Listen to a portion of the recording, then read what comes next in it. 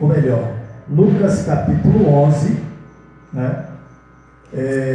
A partir do verso 9, Jesus incita o povo a orar. Está escrito, Jesus incita a orar. Incitar é estimular, é promover, é fazer frente, é demonstrar para que os outros façam. E ele fez isso, e ele falou sobre isso, né?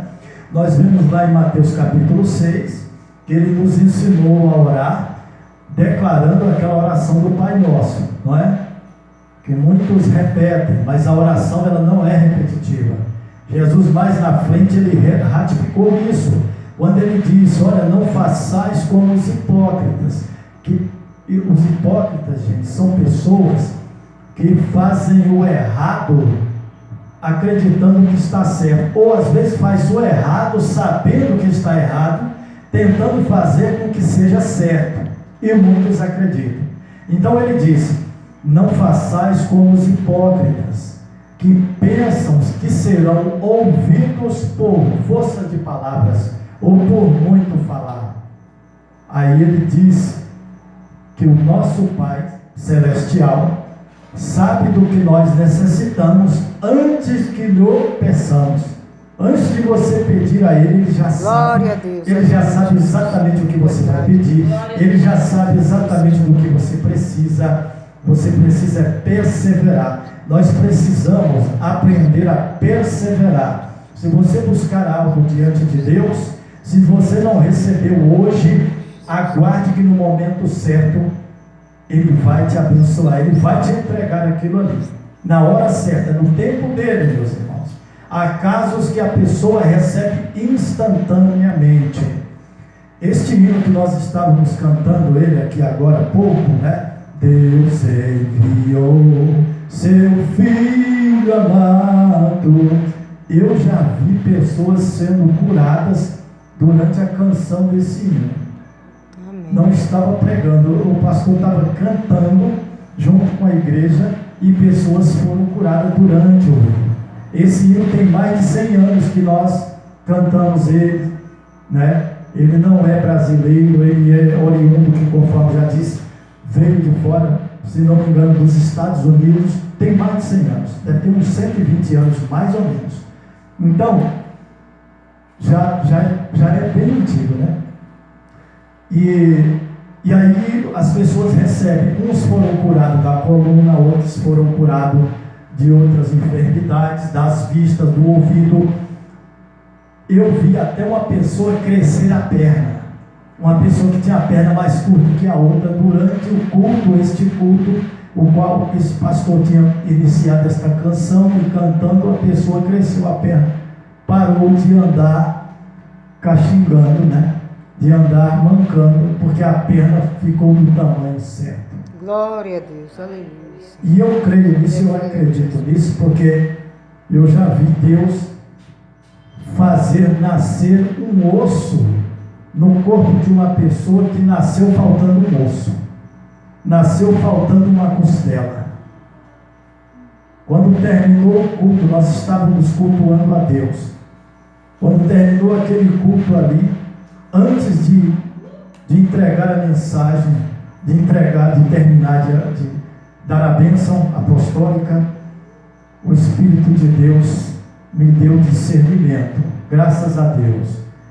E ali eu falei, no meio daquela multidão, tinha muita gente, foi um culto que foi feito num lar de uma pessoa, mas o lote dessa pessoa encheu de gente.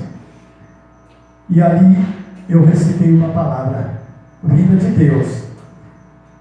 Aqui tem uma pessoa entre nós que Deus fez crescer um osso nessa pessoa, cresceu um osso. Na hora, uma mãe, eu não sabia disso, na hora uma mãe pegou a filha, era uma jovem, uma adolescente, chamou a filha, chamou a mão na costela dela, viu que o osso estava lá. A filha nasceu faltando uma costela. Tinha a vaga, ela sentia dores nas costas. Depois a mãe recitou isso. Ela foi ao médico, o médico fez o exame, faltava uma costela. E cresceu a costela para a glória de Deus. Aleluia, de E Jesus. segundo notícias que eu tive há pouco tempo, essa jovem até já se casou, irmãos. Glória a Deus. Graças a Deus. Louvado seja o nome do Senhor.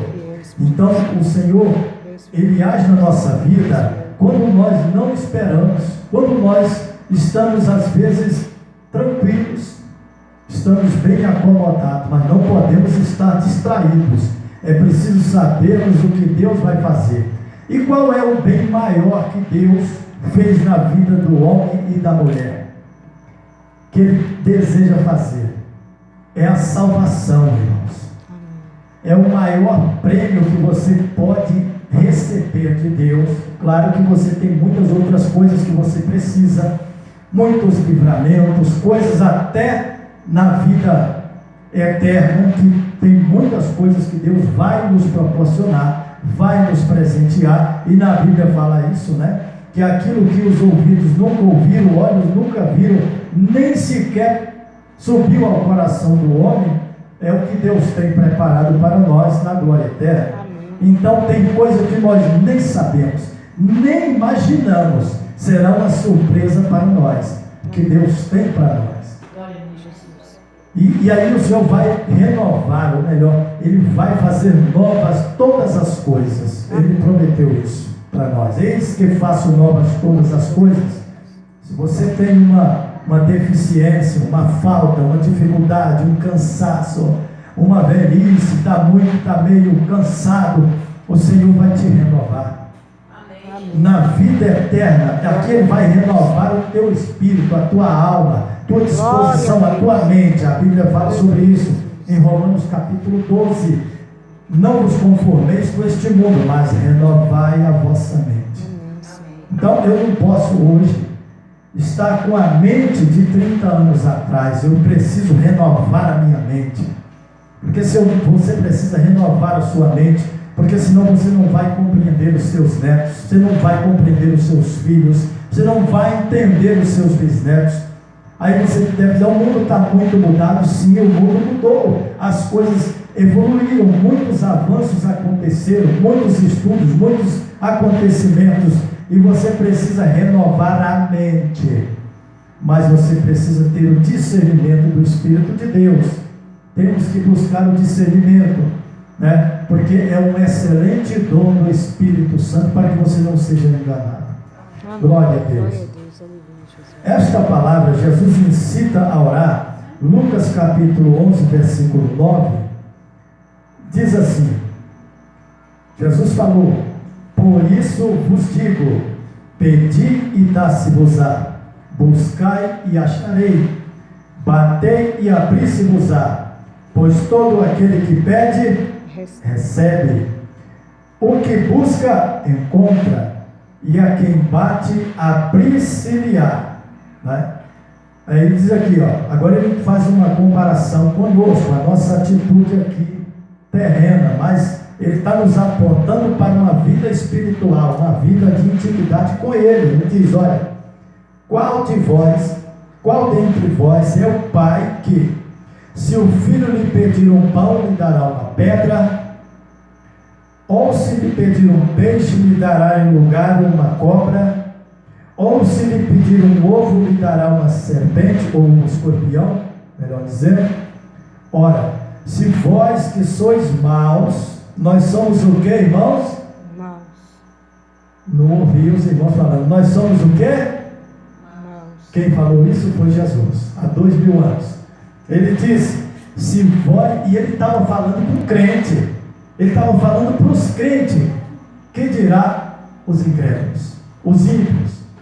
Ele estava falando para os seus discípulos, para aquele povo que estava próximo, acompanhando ele, seguia ele de cidade em cidade, de aldeia, ia para a beira da praia, ia para os lugares, para os montes, ouvir as pregações dele. Eram pessoas convertidas, já convertidas, porque estavam ouvindo o mestre falar. Ele disse, e os discípulos de Jesus eram pessoas maravilhosas, pois Jesus discipulou eles.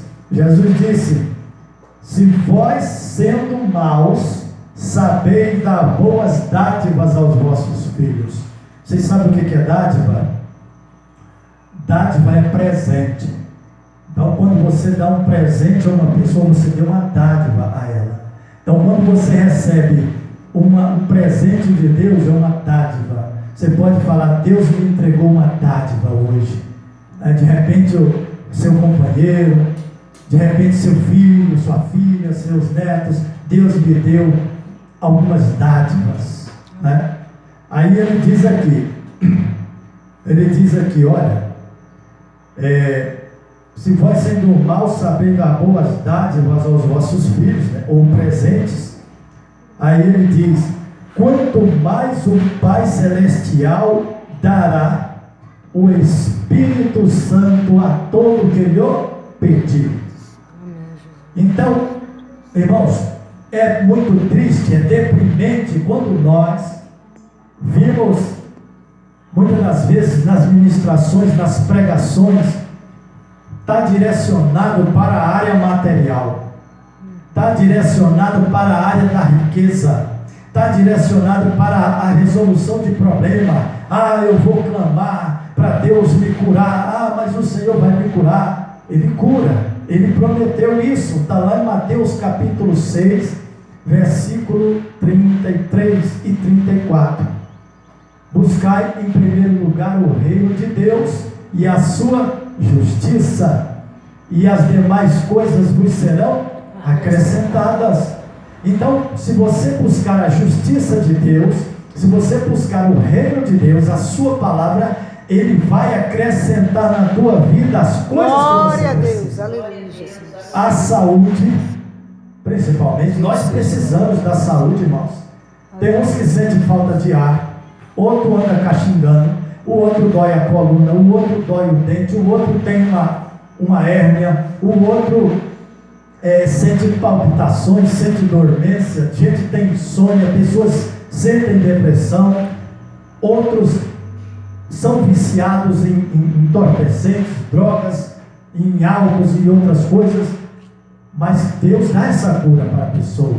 Só que Ele prometeu dar a cura, mas Ele diz: buscai em primeiro lugar o meu reino, e as demais coisas vos serão acrescentadas. Está aí.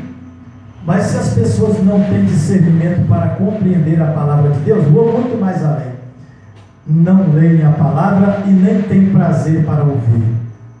O Senhor não disse que todos seriam intérprete da lei, intérprete da palavra. Mas é por isso que Ele escolhe pessoas, irmãos. Se Deus escolher uma pessoa iletrada, ou seja, uma pessoa que não teve recursos para estudar, não teve uma oportunidade, se dedicou ao trabalho, morava longe, não teve jeito, ou não quis estudar mesmo, fugiu da escola. Tem pessoas que fazem isso.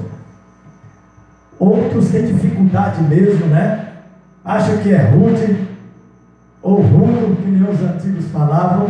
Então, ele tem dificuldade. Mas se Deus escolher essa pessoa para ministrar a palavra, Deus capacita. Glória a Deus, é verdade, Jesus. Eu já vi pregador, já vi e já ouvi, e sei que é uma grande bênção, que não sabia ler nem escrever, mas pegava a Bíblia e abria aqui, apontava o local e pedia para alguém ler.